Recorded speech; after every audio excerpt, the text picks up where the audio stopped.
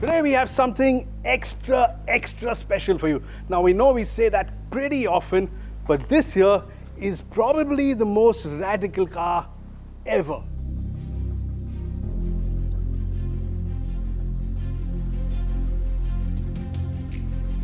So why do I say this is the world's most radical car? Well, there are several reasons. Stay with us. In this video, we're going to look at why this car is so radically different, both on the outside and the inside, and what it's like to drive.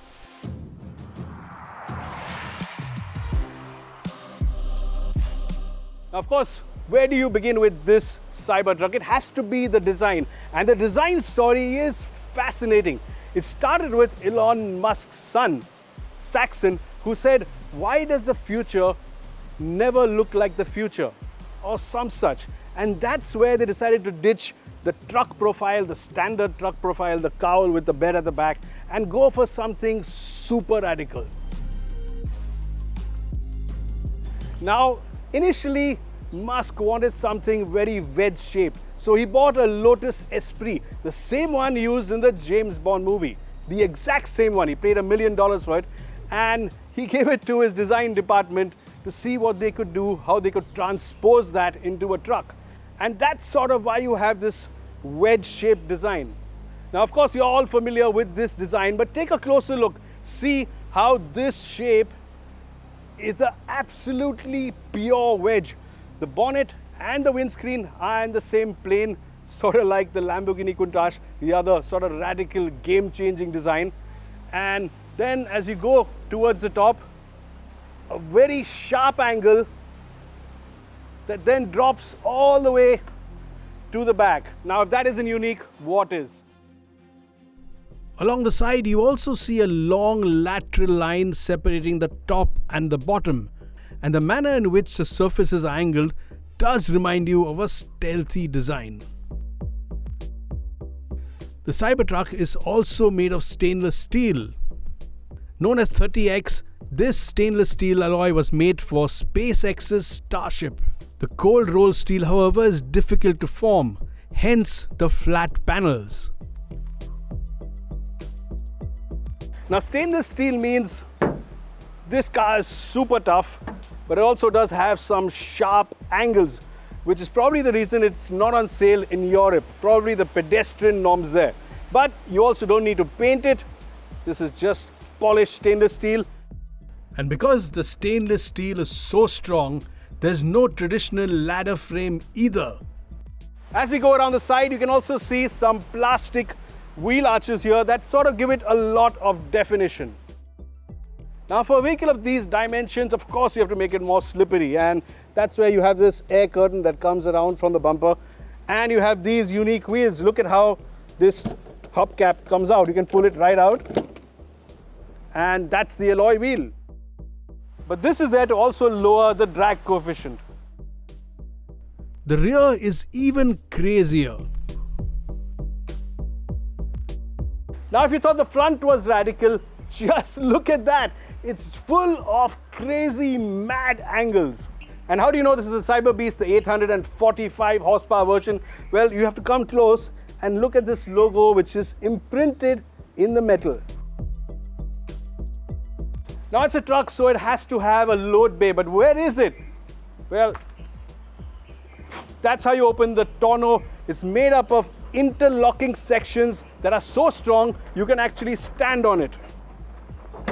And that here is the load bay. Now, it's not massive by American truck standards, but you can get a lot of stuff here. You can carry 1,591 liters of cargo here. And there's even an extra storage area down here. And how do you open the charging port? Check that out. And it even gets a frunk that has a 200-liter capacity. And then there's probably what is the largest wiper on any car anywhere. Look at the length of that, and that's of course because of this windscreen. There's just a single wiper. The body panels, however, don't seem to have that uniform luster of a painted body, with some actually looking like they are of a slightly different shade. And some of the panel gaps aren't perfect because the metal is so hard and difficult to work with. Now this early version is known as the Foundation, and it is a 4-door, but can you see any door handles? That's how you open the doors, the front and the rear. And a massive thank you to the Gopin group of Surat who've allowed us to shoot their Cybertruck. The Gopin group that is based in Surat is into sustainable real estate, industrial parks and hotels.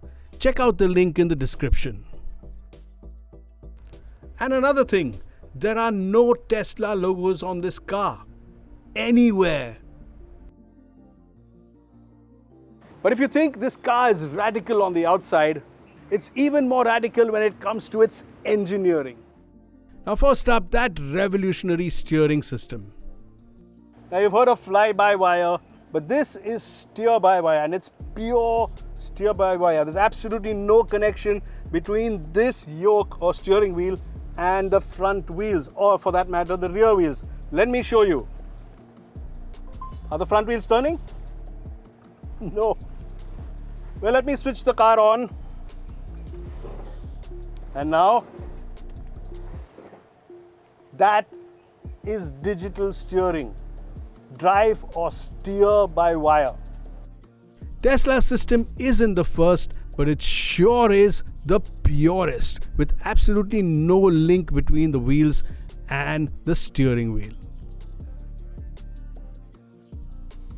So a typical Tesla interior, and very clean, bland and almost plain, but today with much higher quality. This Alcantara top here in a truck, that there, this band, those are the air vents, super neat with a nice LED strip and some metal here.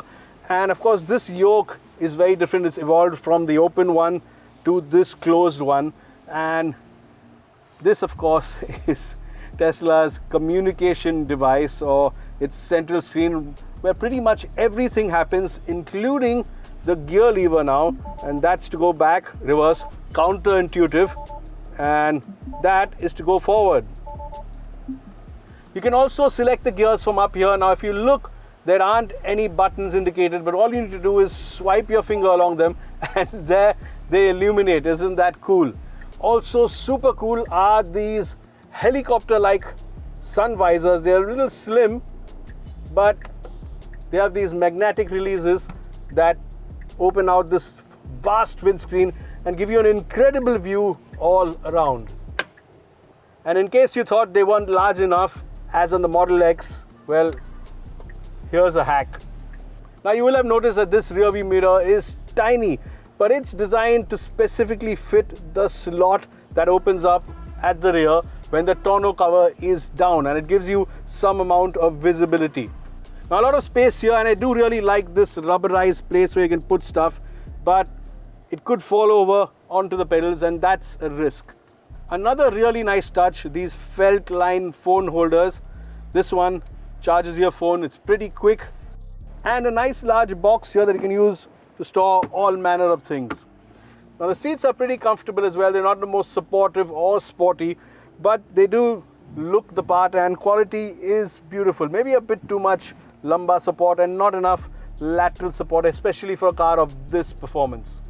But as ever, everything you need to control, pretty much everything, happens from the screen. And of course the main menu is this one where you hit the car and you scroll down. It goes from controls for the mirrors, the ride height. This car can go up to 400 mm, 406 mm. The normal ride is 201 mm. Towing, hauling, dynamics. You can set the drive mode, comfort, standard, beast. This is the Cyber Beast, the most powerful one, so that has the beast mode.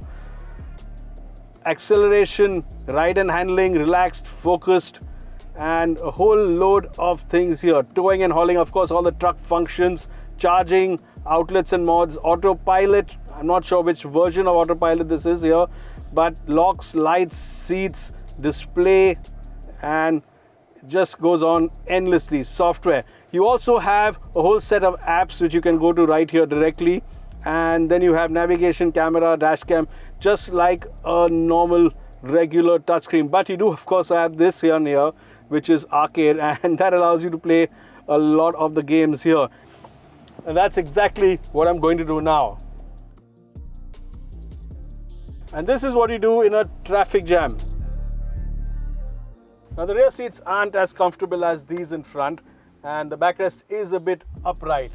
Also, if you're around 6 feet tall, you will hit this top here, but it's a pretty comfortable way to travel, especially for a truck.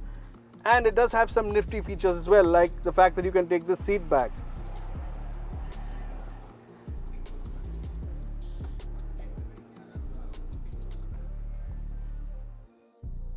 So is it just as radical from behind the wheel?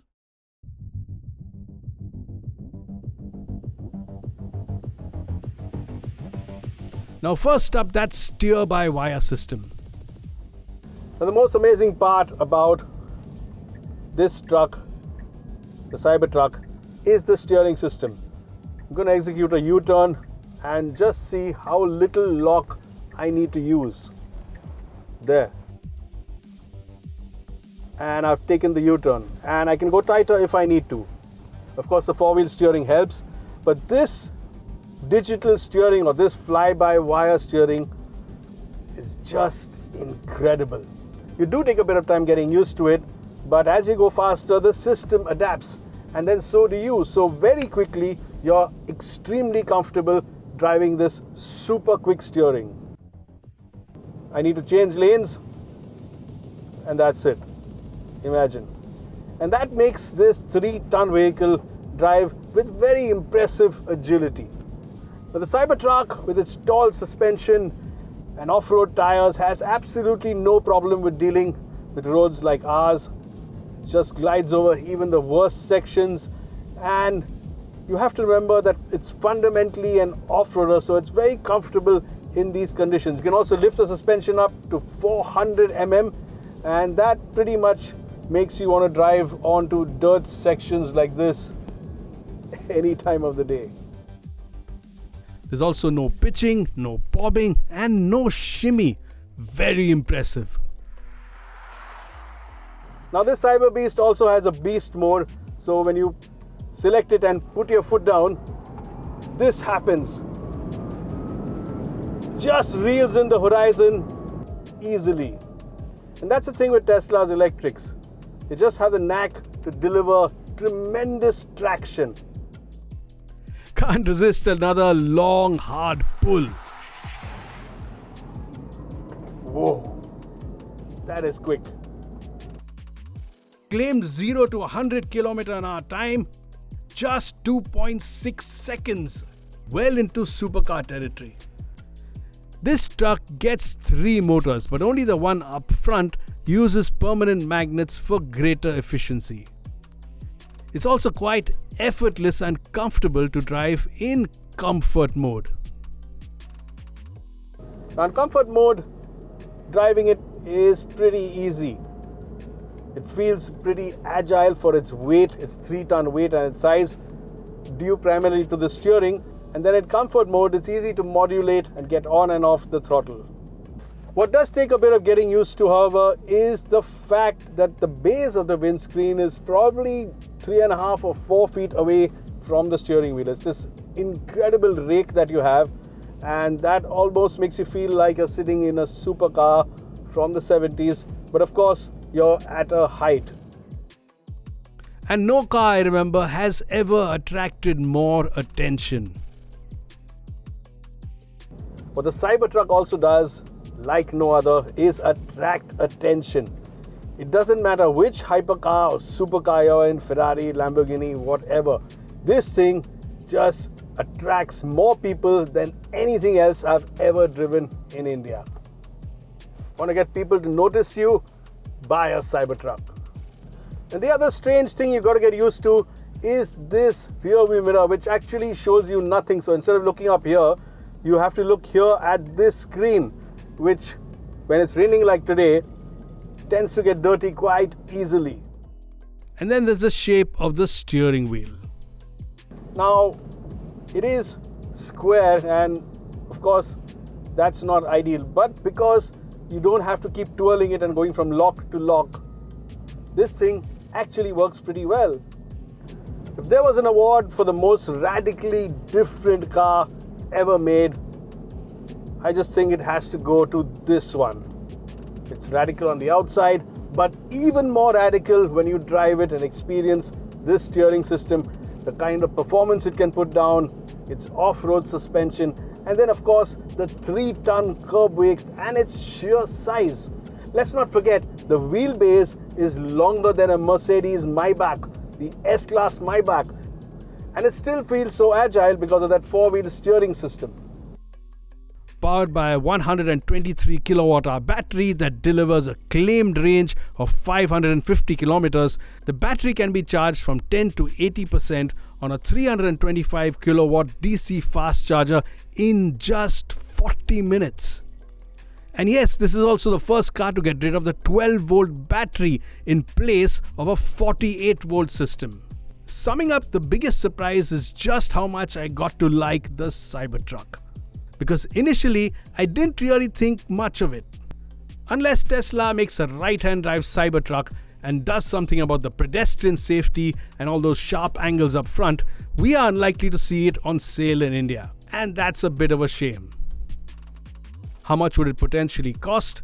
Anywhere in the region of around 90 lakhs for the rear-wheel drive version, or 1.5 crore and more for this cyber beast. So all in all, yes, this is probably the most radical or different car you're likely to see on the roads of planet Earth for a long time.